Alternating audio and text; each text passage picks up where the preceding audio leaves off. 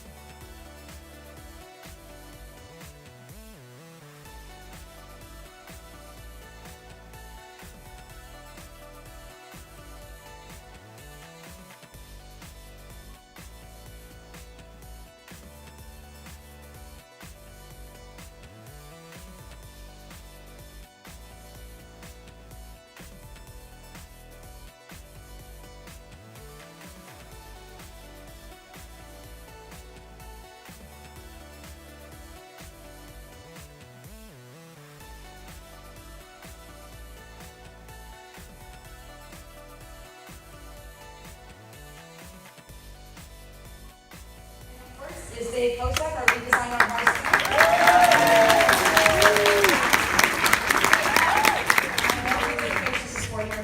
I'm very excited. I tried to get one for all of you, we didn't have enough, but next year. Cool, and now I wish I could introduce you to Travis Williams. You guys know him, he plays Reno Jackson. He's so he's like on another panel someplace right now, which is bullshit, but that's fine. We're wired for Travis, but we'll get to that later. Next we have Carlos Larkin, our fabulous brand roster.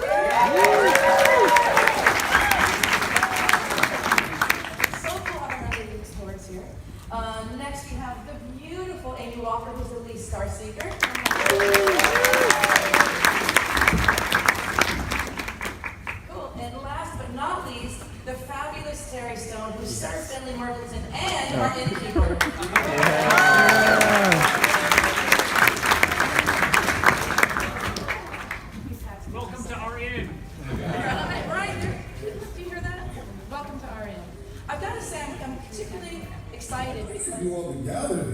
for me.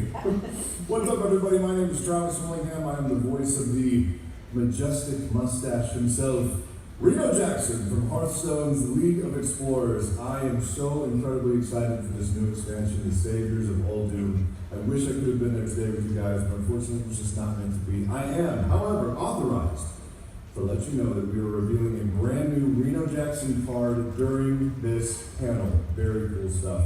But enough of me talking, I will leave you in the very capable hands of all of these amazingly talented individuals gathered here before you. And I will leave you with a core line of Reno's that I think outlines who he is at his core, which is treasure, we're gonna be rich.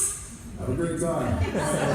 He's so ridiculous. So for you, I mean, that, even if you weren't here, I'd say that to you, but what part of her do you connect with? What do you enjoy about playing her? The passion, the heart, the brains, and the brawn. Yes, Her own brawn. of course. And I think something about the power. Yes.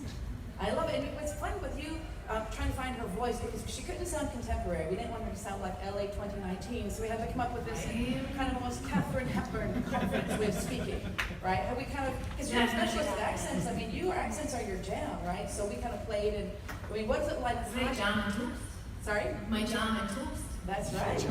So how do you explain that accent? If you had to teach it to somebody else, how do you explain that kind of sound? So a transatlantic accent, it's not quite American, it's not quite British. It's, you know, somewhere in between without drowning. And it's not real, you know, it's something that was trained for actors in the 30s and the 40s and the 50s, right? And so it's kind of magical, kind of timeless. See, why don't you talk like that all the time? I just want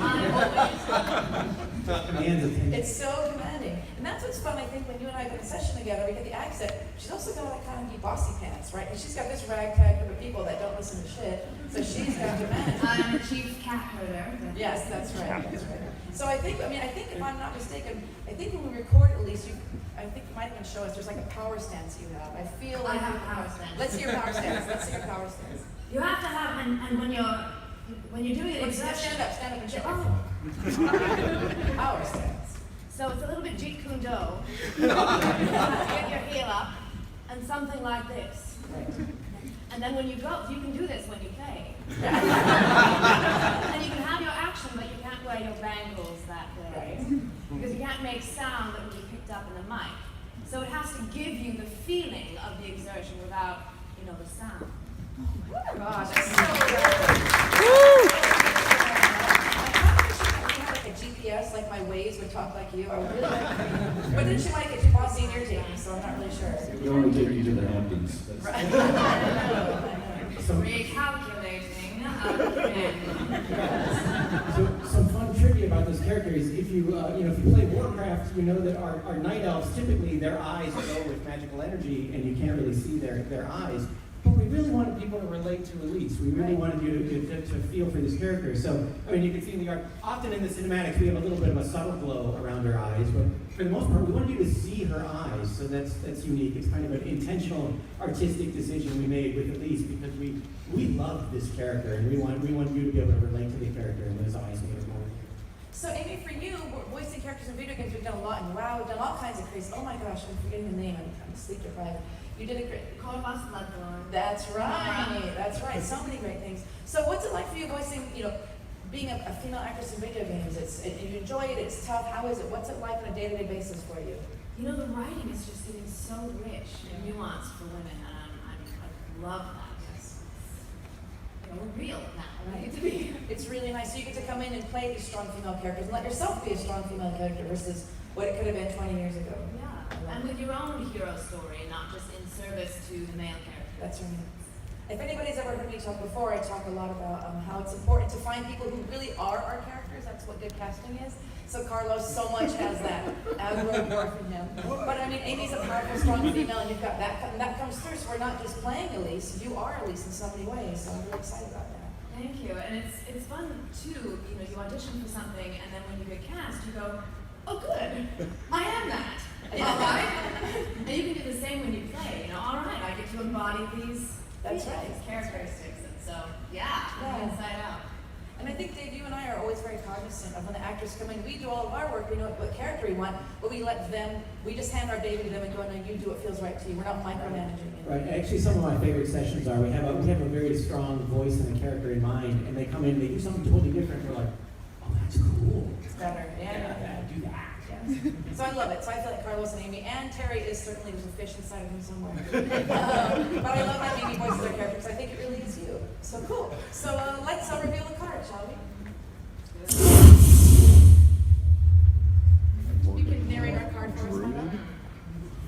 Elise the Enlightened. 5 mana, 5 attack, and 5 health. Battle cry. If your deck has no duplicates, duplicate your hand. Ooh, I like that delivery. Well done. I love it. So, Dave, you want to talk about the card? We wanted, for Elise, we wanted something that you could use, like, that a really smart player could use really strategically, because that's how Elise would play the game. So this really works well in combo decks. So even if you have a bad hand of cards, duplicating your entire hand is a lot of value. But for the really smart players, they're gonna play such that they are holding back the cards that you really want duplicates of. And the irony is you built the deck with no duplicates, but Elise allows you to duplicate your cards, so she kind of allows you to cheat the restriction. This is huge. Super tactical. Let me see what other notes I have here. Yeah, so I talked with our final design team. I'm like, so what kind of crazy combos can you do with Elise? And they started to describe one that would take the rest of the panel to describe. It's kind of crazy, but I think, so for all the theory crafters out there, for the people that want to try and figure out crazy combos, I'm just going to give you one word, fluke. There's a few people nodding, they're like, oh. What did you say? Fluke. And, Fluke. they know what it means. They're going to do it. Okay. But yeah, there are some. So cozy. Oh yeah, that's right. I feel like I'm being a dwarf off. I kind of want to maybe dwarf off.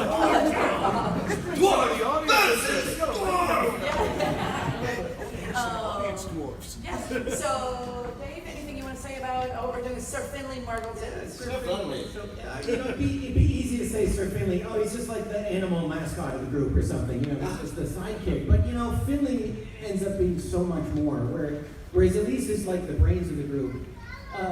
He's like the heart. He's Sir Finley. He's a paladin.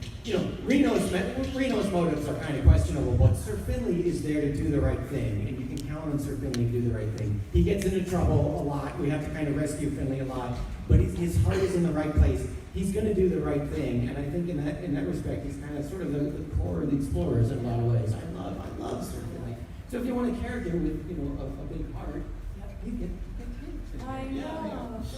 So really, for you guys, Terry is one of those I was talking outside. He's a rare actor who can act, because acting at the heart of all voice acting, I wish it was just called acting. But he can act and as a fish. Before we even talked about Sir Finley, my favorite Terry story is, I don't know if we ever delivered these files, just a couple of years ago. I brought Terry in. I don't think he'd ever voiced a Murloc before. I'm like, so here's the deal. You're a talking fish. You don't say any words. Also, we need you to sing Christmas carols in 11 different languages as a fish. And I know we would do those, and we're like, here's Italian. We played an Italian Christmas carol, go. And he had to immediately sing it as a Murloc. It was bananas. And he did. So I think that Terry's a true treasure because just that Murloc sound, and then to be able to do a Murloc sound with a British accent on top. I mean, do you remember that first session when we were Yeah, they said, all right, so what if he's a Shakespearean? So I went, okay. And they said, what if he speaks? Ooh, wow. Yes. So it was like, all right, so if I'm James Mason, and then I had Hugh, Right? and I sort of start thinking, there he is! There you go. It's so What it was. bananas. So where does that, so what do you connect with so Finley? When you play a creature like that, it's hard. I mean, it's a sound, but it's also a heart. It's also a character there. What does it feel like to you? What do you connect with? What inspires you? Anything? Well, the heart for Sir Finley is great, but he's also, he's wanting to prove himself to the rest of the group too, being a fisherman. Right. Just a fish. And so he will try harder, but also he's impulsive. It's like, let's go! I'm gonna jump right in now. Hey, here we go! I didn't know this was happening. So, or they use him as bait sometimes, or they use him as the fall guy, or whatever. but it's okay. Sir Finley, he loves it. He bounces back. He's just happy to be part of the team and help contribute to everything we do. I love it. He's always dressed so officially as well. I love it. Dressed so very seriously. So let's check out the card, shall we?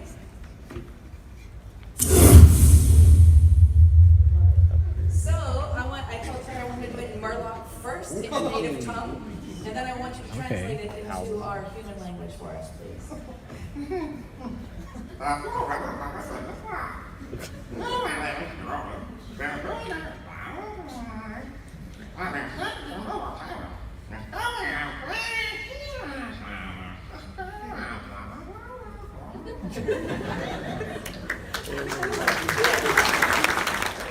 If your deck has no duplicates, discover and upgrade the hero power. I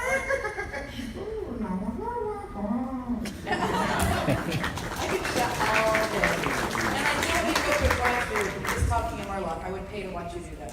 Just super seriously. Who's up for an adventure? So, cool. So, do you want to talk about the card, go to gameplay? Oh, yeah, Sir Finley. Actually, so trivia about the Sir Finley card. It was the very first card our team designed. Sort of, we wanted to say like, hey, the explorers are coming back. What have they learned? How can we make them better? And this seemed like the obvious way to make it better. Instead of discovering a new hero power, as you did in the previous expansion, you were discovering an upgraded hero power. So if you play Hearthstone, these are the Justicar hero powers, the ones that are a lot more powerful, such as the warrior hero power. You get 4 armor instead of 2. These kinds of hero powers. So it was the first card in the sheet. Pretty much went into the game almost unchanged. So Sir Finley just took us home, took us all the way home. This is like one of the most flexible cards. You can see it's a low mana cost, so you can play him early on, right? So Sir Finley is like the first into the fight, and then it lets you like really sort of flex your strategy in different directions. And I think really skilled players are going to take advantage of this. They're going to look at their opponent, and depending on what their opponent is doing, they're going to pick that hero power that'll help offset it. So if your opponent is going aggro, you want to get that warrior hero power and tank up and build up the armor so that they just don't have enough juice to take down. So super fun, super flexible hero. Can't wait to see what players do with this one. Cool. So we've got some gameplay footage, and then we've got a little bit of time for Q&A if anybody wants to ask anything. There's a mic right there. But let's watch the footage of Sir Finley.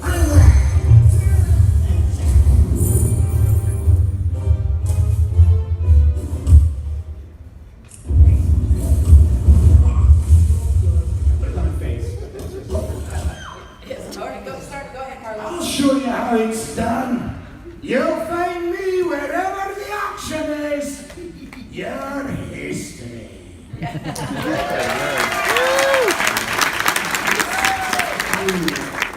I am Elise Starseeker, and you will not get away with this. I love the power of We've got the museum secured. Explorer, take the fight to a farm. Need a hand, Explorer? I love it. All right, Sir Finley.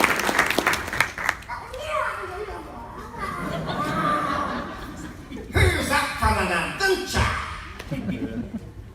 But of course. Onward to adventure! And that's about it.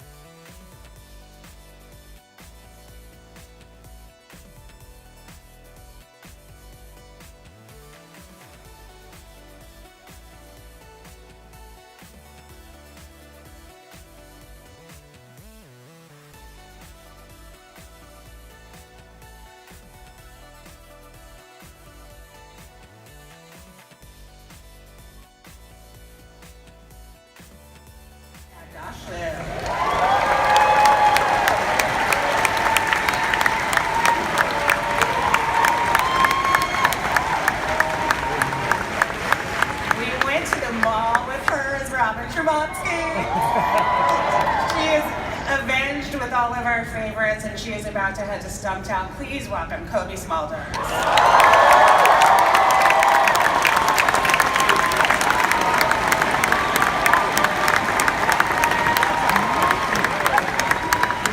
She has accompanied one of my favorite doctors. She has wowed us on Sense8, and now she is helping people on New Amsterdam, Miss Freema Ajman.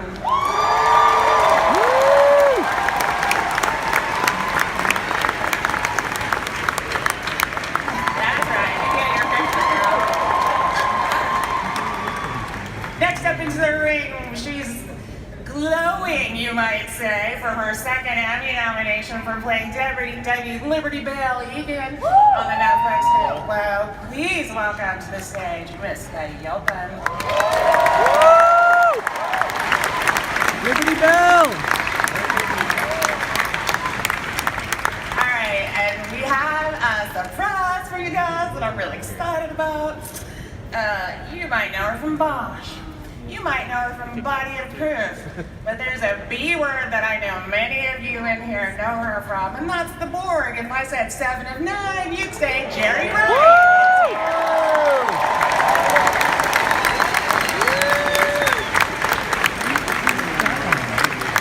I'm so excited. Now, I don't know if you've all heard that Jerry is going to be joining Star Trek Picard. And so we're so excited to have her here. And so while she sits down, we're going to actually start with Jerry.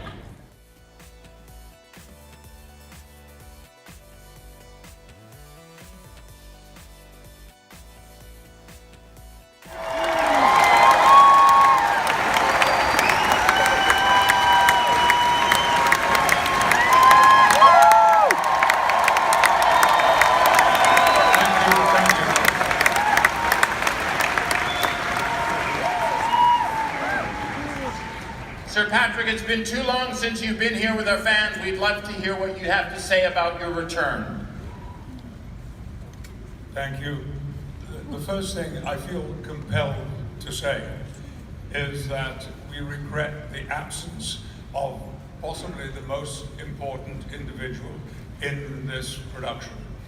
And no, I am not talking about Jonathan Frakes, who is in Charlotte. I think he got Charlotte and San Diego a little bit confused, and that's where he is. No, the absence that we all feel is the dog. We wanted to have him here to meet all of you, and he was very, very excited. His name, by the way, is De Niro, and he is a wonderful creature, and I hope that he's going to have an ongoing role to play in this entire series. Now, I woke up this morning, as every morning these days, it begins with script, learning lines. And I read a line in the scene that comes up on Monday where I say, we never know, do we, when our last moment will be. For me, I can twist that a little and say, we never know, do we, when our best moment will be. And that is now.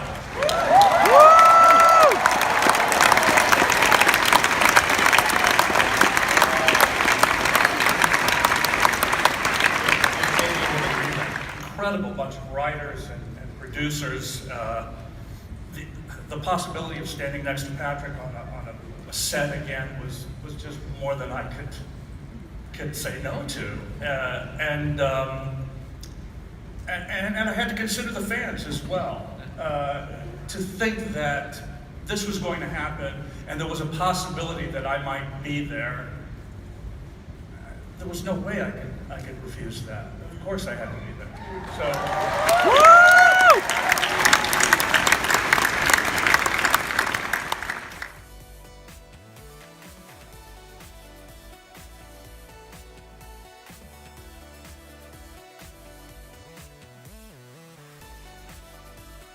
About this person, I really want us to think about all the roles they've played.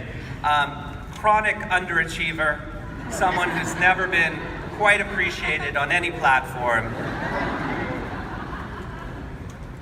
The Grammy, Tony, and many other awards I can't even name. force behind Hamilton and the Heights.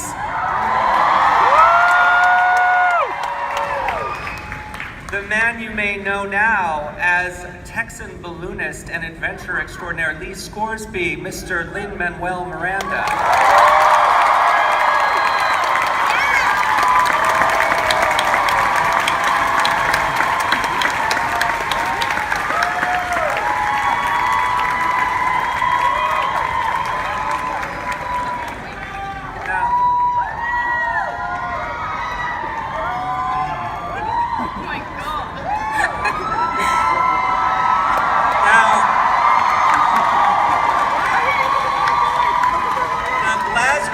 Glasgow's given many things to the world. But in one person, they gave us a mutant telepath, Woo! another sociopath, like Bruce, but this one even more homicidally inclined, if that's possible, with many, many personalities. A man who has played all kinds of strange creatures, including a lovable fawn. Please join us, Mr. James McAvoy.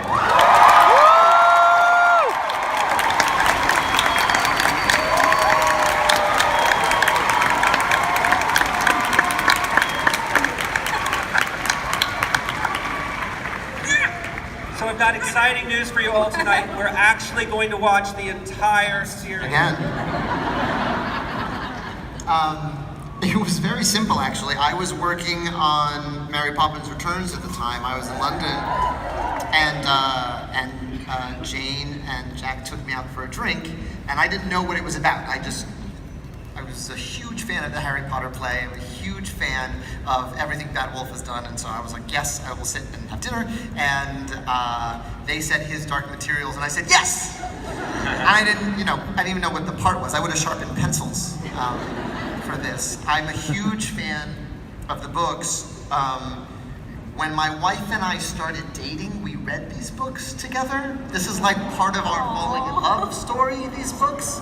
And it's a beautiful coming-of-age story, and there's a love story in there as well. So they're in a really special place in my heart. And they said Lee Scoresby, and I said yes. And then I figured if they saw it, I could find my way to seeing it. And I love my demon. You know, I've been lucky enough to work at Sesame Street for many years. I write songs for Sesame Street.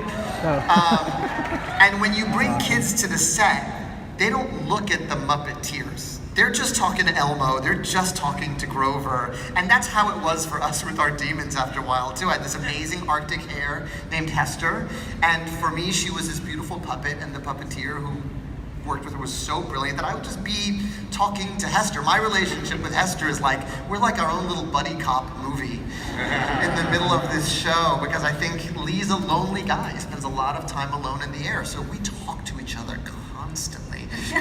So that was my relationship with my demon.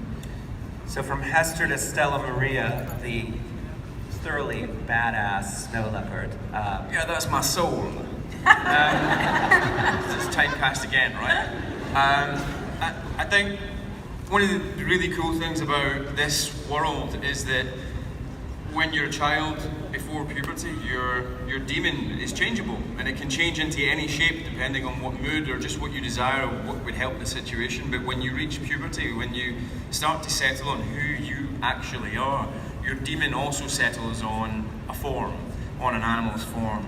And I guess the day that Lord Asriel's demon settled as a snow leopard, he went, wow, I'm totally badass. And I'm a real loner. And this is the other interesting thing, in this world, once your demon settles, you get to look at yourself and go, wow, I'm a subservient dog, or I'm a flighty sparrow, or I'm a badass snow leopard that just walks his own path, you know what I mean? And it's just it's a very different kind of, I guess, relationship with yourself, and your own kind of self-possession changes because you've got a reflection of yourself right in front of you. You can't really hide from, you can't lie to, you can't lie about yourself. And by the way, everybody else can see what your soul is like as well. It's a really interesting, makes for interesting relationship dynamics. Jane, when you looked at this project as something to develop, one of the things that this has that makes it so unique as a work of children's fiction or young people's fiction is it's very dark and complicated and philosophical. And the ideas that you're dealing with in this are easily, maybe more easily written about than conveyed. Lisa Joy! Jonathan Nolan! Bambi Newton! Tessa Johnson! And Aaron Paul!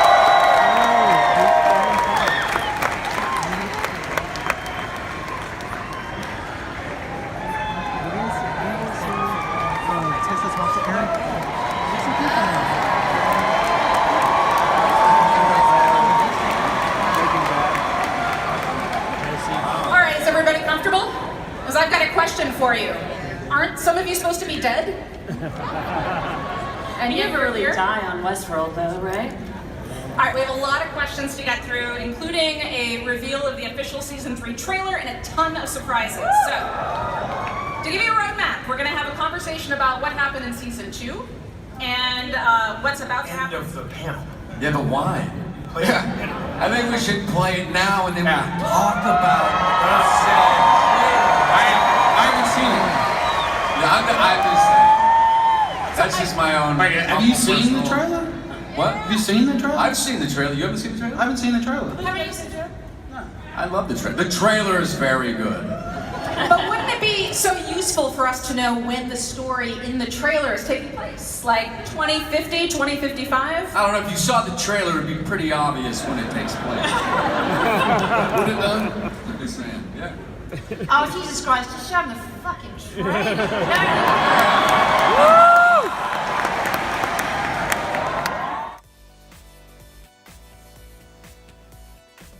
There's pearls with her. We don't know who they may be or who is in Tessa. But she's basically taking on the entire world single-handedly. So Do you think it's there's- a lonely experience? Do you think there's any vulnerability left on her? Absolutely. I think this season there's a good mixture of Dolores and Wyatt. But she's still full of surprises. She still is pretty ruthless, but I don't know. I think her interactions with Aaron kind of make her challenge her ideas about humanity. And you're Yes.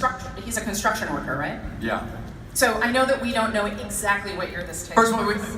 I'm tripping out that I'm here right now.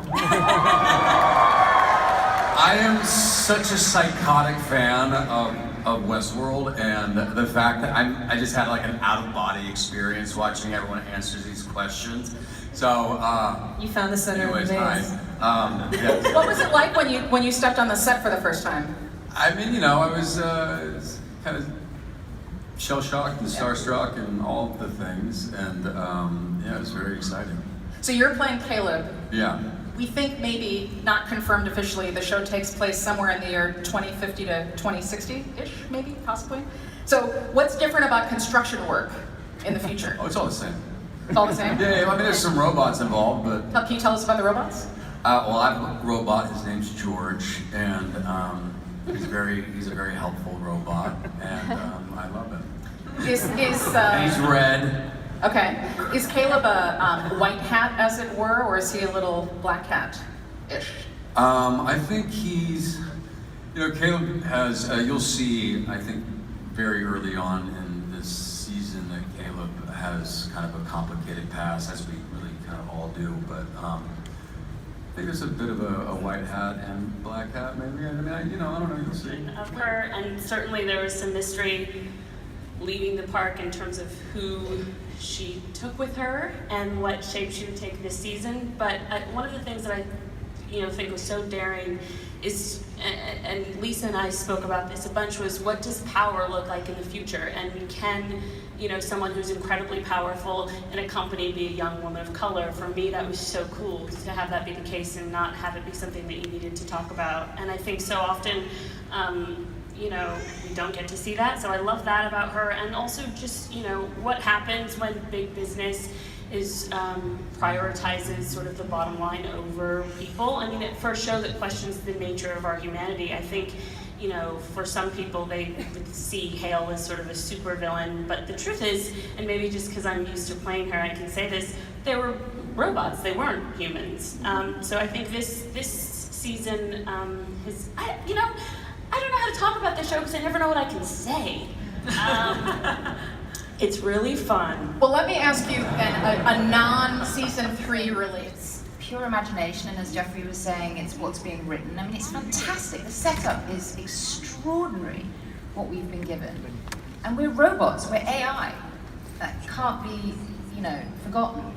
And yeah, the second season was really, really hard. I found it as an actress really hard for this incredible being who has learned so much and who manages to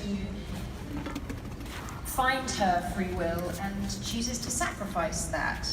And then the second season was hard. I mean, I got to kick some fucking ass with, you know, Shogun World, that was good, but you know, it was a tough thing for the character to go through. And I, you know, with this new season, for these, you know, she's an extremely expensive piece of hardware, right? And we've seen the destruction of Westworld as we know it. And, you know, it's this thing that is treated like has no value. That's what she receives, and yet she is an extremely expensive piece of hardware.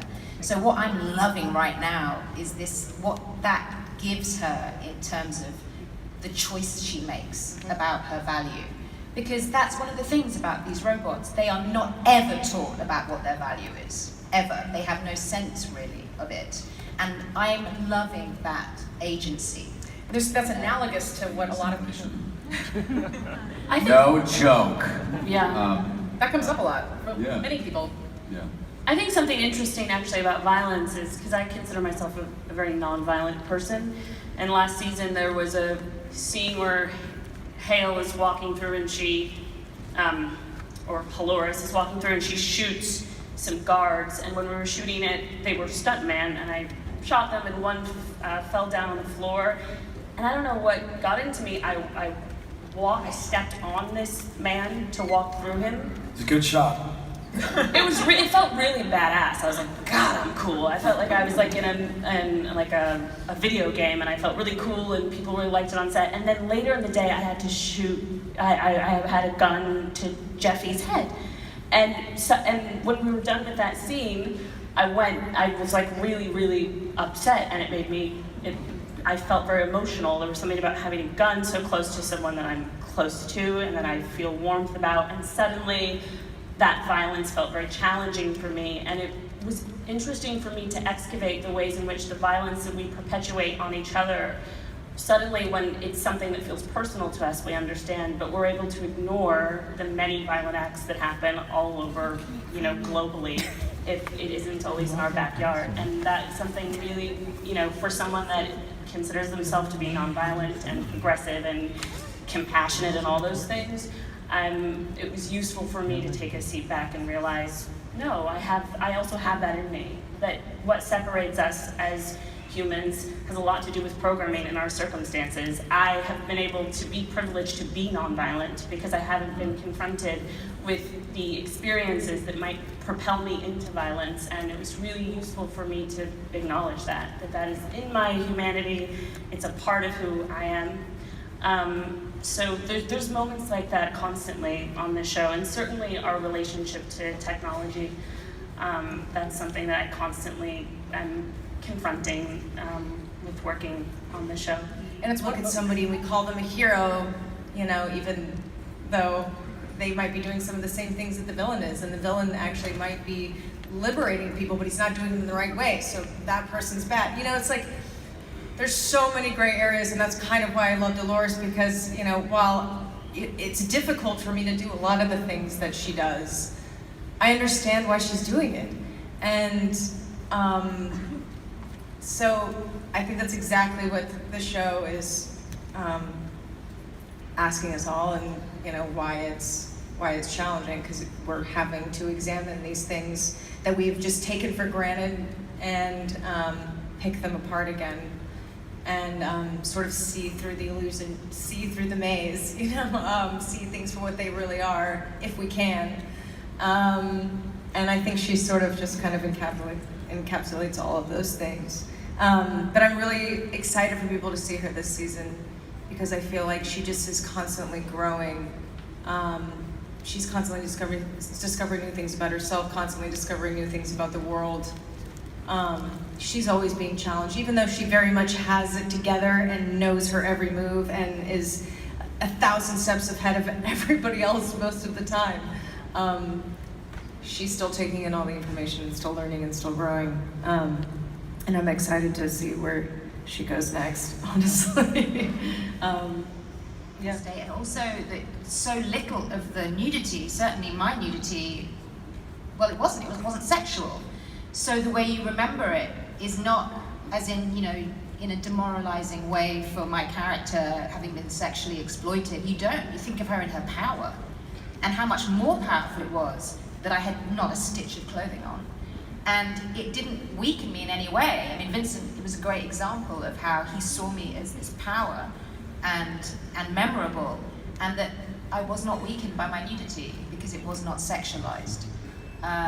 So I think that, I know it's a big example, but that's what I love most. All right, I think we have time for one last. Well, I hope you're all having a wonderful San Diego Comic-Con. I'm your host, Jessica Chobat, and welcome to the Marvel Studios Hall H San Diego Comic-Con panel. So, before we get started, a little bit of housekeeping. You guys all should have received a ticket when you walked in. Make sure and follow directions on the back of that ticket, because when you leave, well, they're getting passed out. When you follow the directions, that will get you a Hall H resident of Marvel Studios, Kevin Feige!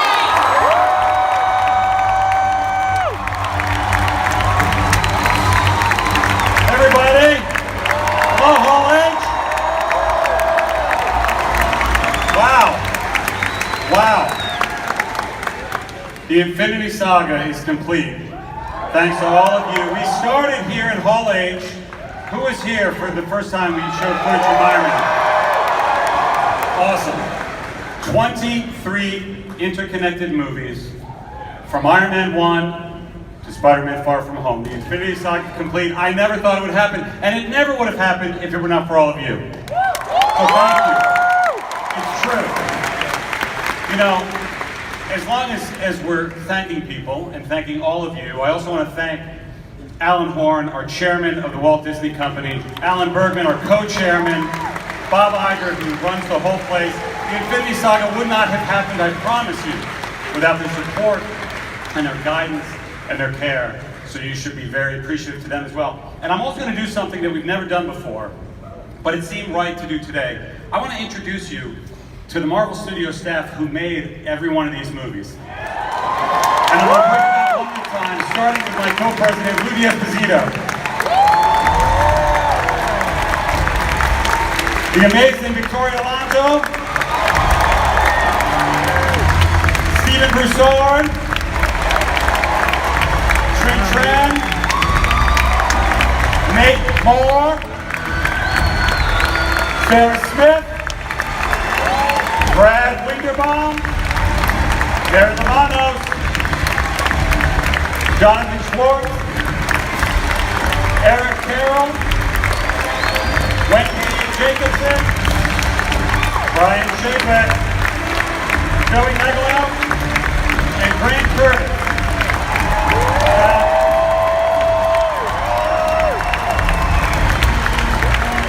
Now listen, it will be the biggest film in history. The biggest film of all time. Now, you have to shout out to Mr. James Cameron, who held that title for a long time. If you adjust for inflation, he still holds the title. And he'll probably get the title again as soon as he puts out another movie. But for right now, today in Hall H, thanks to you, Avengers Endgame is the biggest film of all time.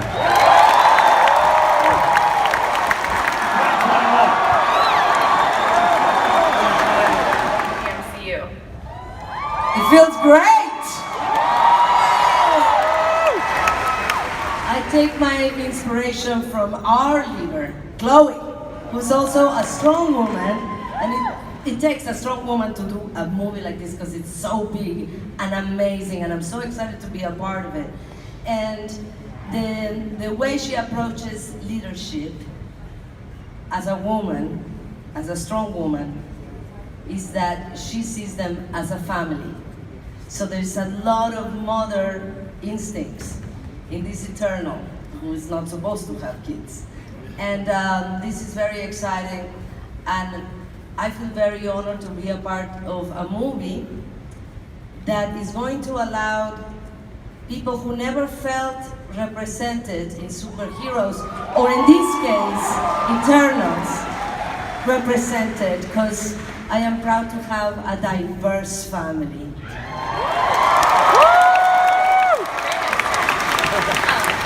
And Tamina, seeing that you've done a lot of action films in the past, with this film coming from a different angle, is your approach to this film going to be any different? I'm so excited to be here. I'm gonna work 10 times harder because I think what it means to be a part of the MCU, what it means to be an Eternal, to be a part of this family. I know what we all need to do. We have all read the script. We all know what the task ahead is, and we know what you deserve. So we are all going to be working very, very hard. So I am in training. Well, thank you so much. Leah.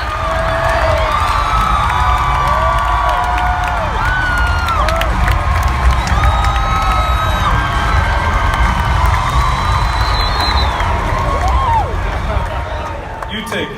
Hold on.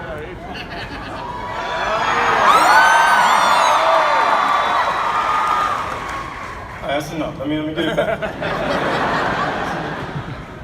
No, all right, sorry. Hey, be careful. Security guy move? You want to do a little I was not expecting vibranium to be that heavy. You can talk to you. What'd you say? I said I wasn't expecting vibranium to be that heavy. That shield is legit. Yeah, we get that a lot. Yeah, I am very impressed. You guys both have kind of See what kind of show this gonna be? Sorry. like having a kid and only picking him up with one arm all the time, so one arm is totally discombobulated with the other. Sure. Yeah, all right. Okay, great, tight. All right, so I got a question actually to both of you, so whoever wants to hit this one first, go ahead. Now that you guys really get to dive into the dynamic of these two characters, what are you two excited to explore? I'd like to explore the Falcon as a character. What kind of man is this man? We'll find out. We know he's got thighs. So let's see if there's anything else. Well, with the Winter Soldier, I want to see what really makes him tick. What ticks them all. How much ticking can that clock do before that tick go tock and that clock go boom? I was wondering where we were heading for that, and I came all the way around. Do you guys have as much fun on set as you so obviously seem to have offset? Oh, definitely not. see how it is? It's going to be a long 6 months for some of us. Nah, we have a lot of fun on set. I mean, look, we're living our dream. Every one of us has dreamed and prayed to be in a Marvel movie. We have the job that anyone else would kill to have. So why would you mess that up by not respecting and appreciating the opportunity that you're given? So when we go to work, we have a really good time. That is both good life advice and good career advice. Oh yeah. Don't mess it up. Solid. Kevin, is there anything else that you can share with us, since it is Hall H and Well, San sure, I Diego can tell you a Comic-Con? little bit more about the show if you want. It's...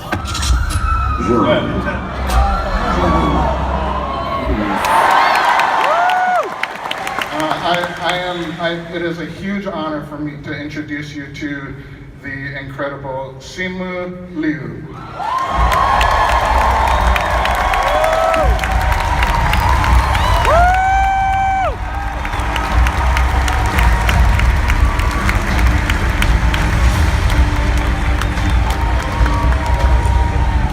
Wow！ 我自我介绍一下好不好？我的名字是刘思慕，我是哈尔滨出生的，多伦多长大的。今天我非常感谢漫威给了我这个机会扮演上旗。Did you guys get that, by the way? Not a damn thing. Okay, that's cool. If I ask this question and you've already answered it, I'm sorry. But when did you find out that you would be Shang-Chi? And how do you think becoming that part of the Marvel Cinematic Universe is going to change your life? Because it most certainly will. Okay, so here's where I have a bone to pick with Kevin, because I feel like I was like kind of this social experiment of like, let's just take this guy, he's an ordinary guy living in Toronto, let's tell him that he's gonna be in the next Marvel movie and give him like 4 days to prep for it. So literally guys, I was cast on Tuesday. I screen tested on Sunday in New York, and this is just the craziest dream.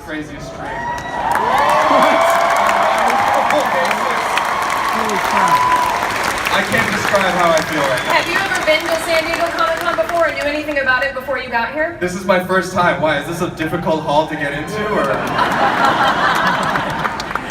something like that? What's your first impression now that you're here? Because it's a pretty intense con.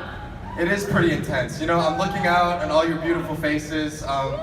Actually, sorry, if I could answer your last question, because you asked me how it would change my life, and obviously it's the fulfillment of my dream, but I can't help but think about my parents. My parents immigrated from China to Canada 25 years ago with nothing except the hopes and dreams to build a family and to build a life for their kids, and all I've ever wanted to do growing up was to make them proud. And so basically what I'm trying to say is I'm really happy that I'm not a doctor, and so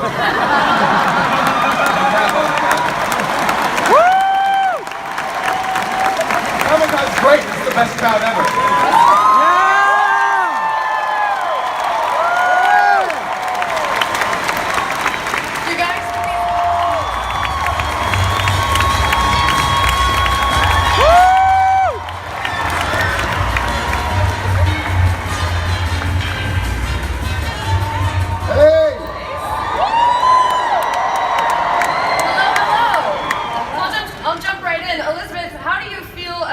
To explore Wanda's character in more depth now that you've got the Disney Plus show coming up.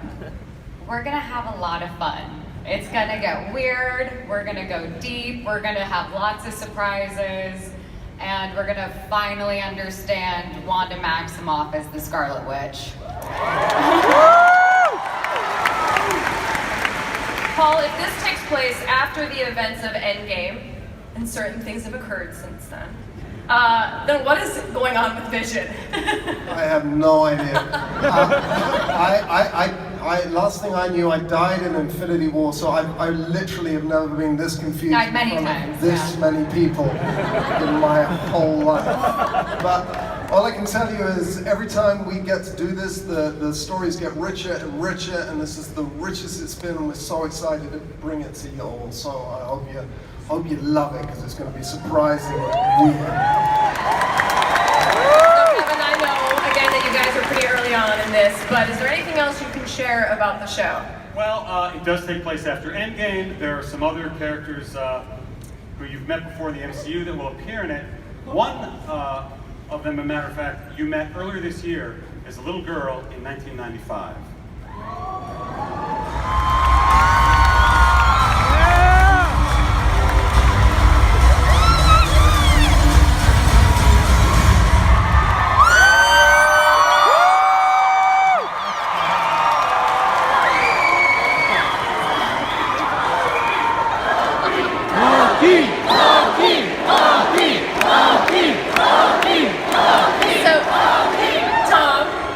I love that you grabbed the Tesseract, Space Stone, and then the first place you chose to come is Hall H. Solid choice. Solid choice. The last time I was standing on stage with this gentleman, I was asking him to kneel. So, but I wouldn't. There would. This whole thing would not be happening without you. So deep dive question for you here. The Loki that we see disappear is not necessarily the Loki that we saw grow and change in Thor Ragnarok. So how do you think that this is going to affect your character in this show?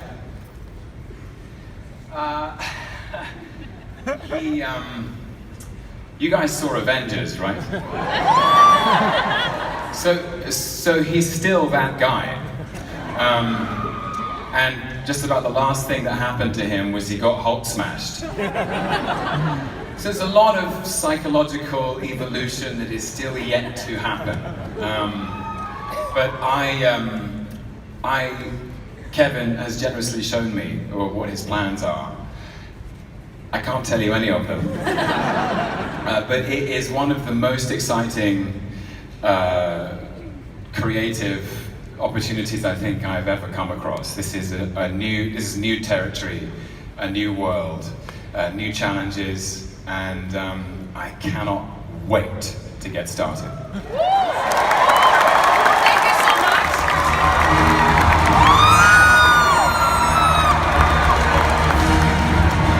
Hello. So I heard you had a little bit of a planes, trains, and automobiles situation getting here to Hall H all during your birthday. Nah, I just did this.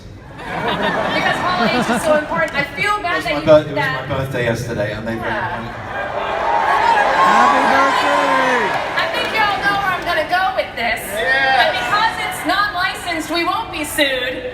To you, happy birthday to you.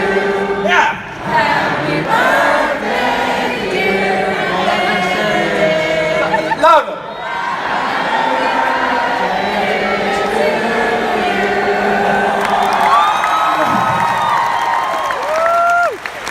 There's only one of two ways to go.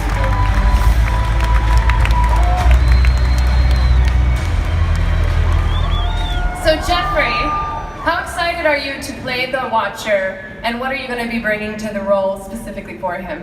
How excited are you to be here? I think that's my answer. I think it's really exciting to be part of the Marvel Cinematic Universe. Of course, it's also for me.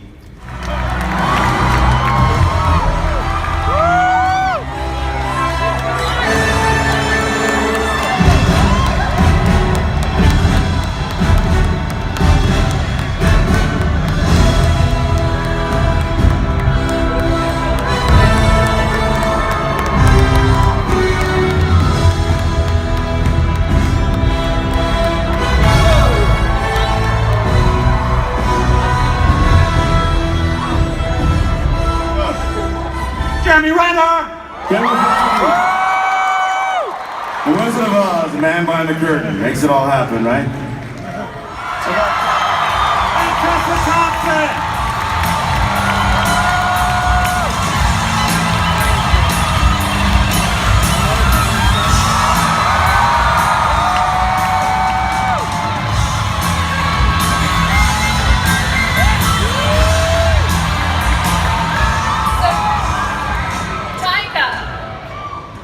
Is that the best total treatment?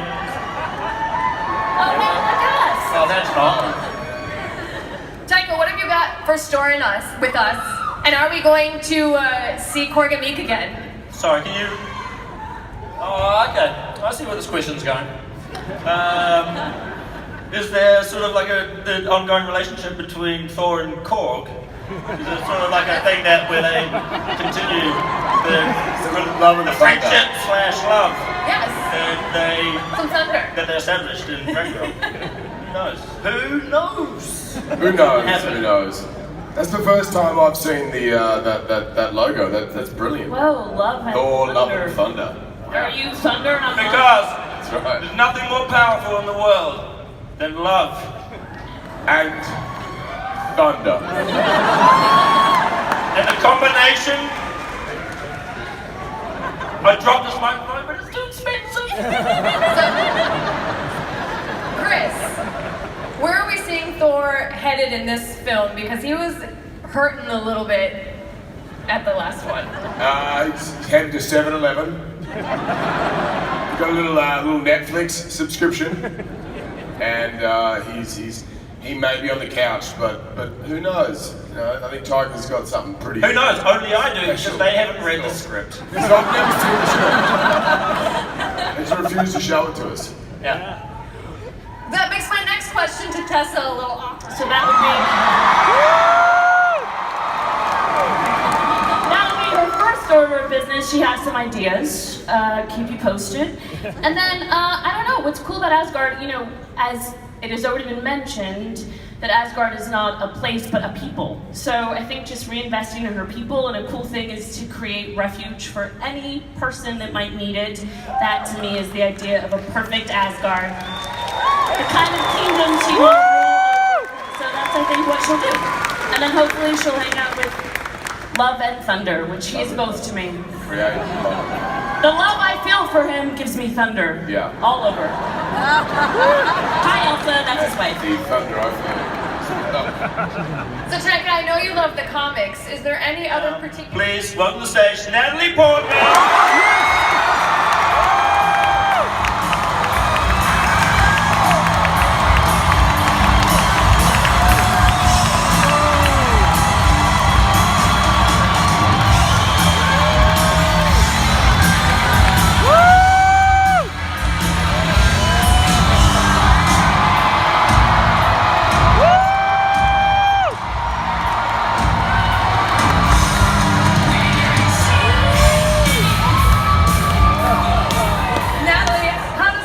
back in the MCU, but this time holding the hammer?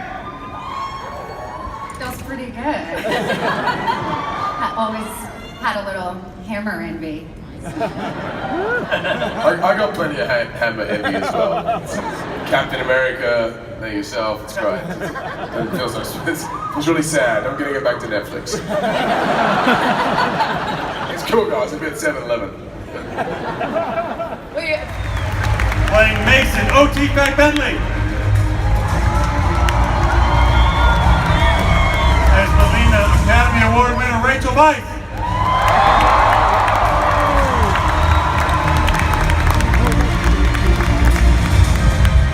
And of course, the Black Widow herself, Scarlett Johansson.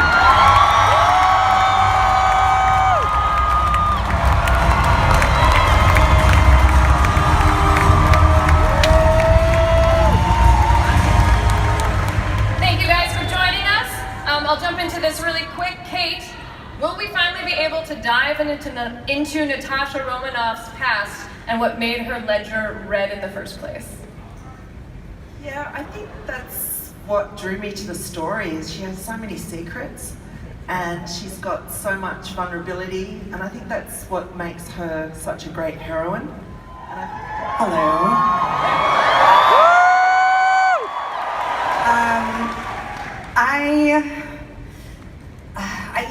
I don't think I could have played this iteration of Natasha 10 years ago. It would have been a very different film. And, I get to play Natasha as a fully realized woman, and in all of her many facets. I'm excited for fans to see the flawed side of her, what she perceives to be the flawed side of her. And I'm looking to wipe out some of that red in my ledger, so you guys will be seeing a lot of that.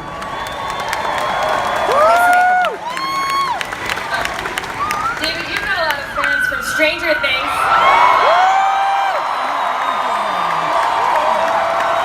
Wait a minute. Come on, slow down with the Marvel panel. Please don't give me my day job away. So you've been hitting Comic-Con pretty hard. Are you excited to expand your fan base now that you've joined the MCU? Who writes these questions? That is the dumbest question I've ever. Am I excited to expand my fan base in the Marvel Universe? Hell yes!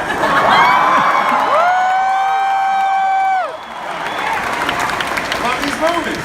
Look at this. This guy. Nancy, your favorite?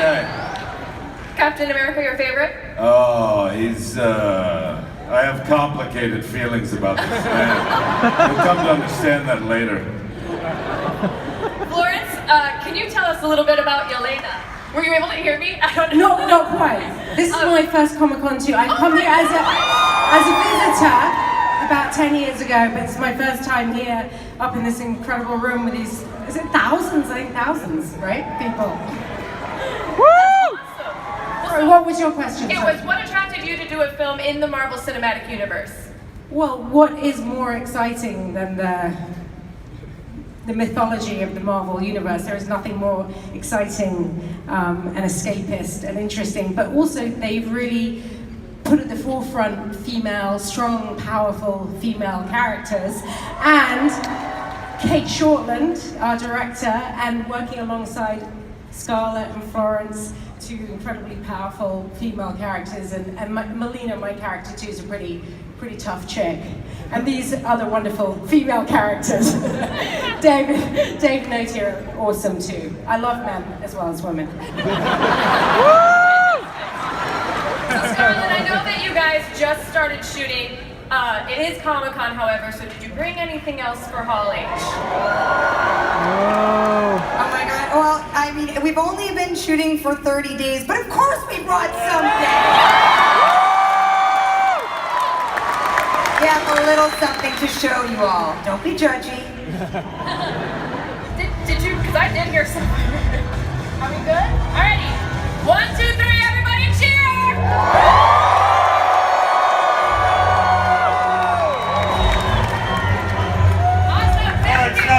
Let's see that timeline. Let's see that timeline on there one more time. Everybody, look at this. So this is phase 4. This is phase 4. Thank you. Now, there's a lot of other stuff we didn't get a chance to talk about today. We didn't even mention that we're making Black Panther 2. Didn't come up. We didn't mention the fact that Guardians of the Galaxy 3 is coming. Have time to talk about Captain Marvel 2 on the way.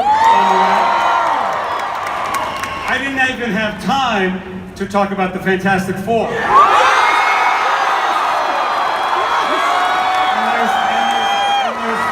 There's no time left to talk about mutants. But you know what? All that stuff's been rumored. You've heard about rumors. But I want to leave you today with one more thing that I don't think has been rumored about. Ladies and gentlemen, 2-time Academy Award winner, Mahershala Ali.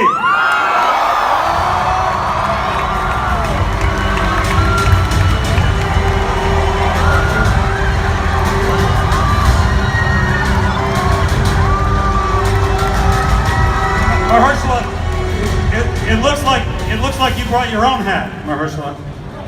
You did? What is that? What college are you going to?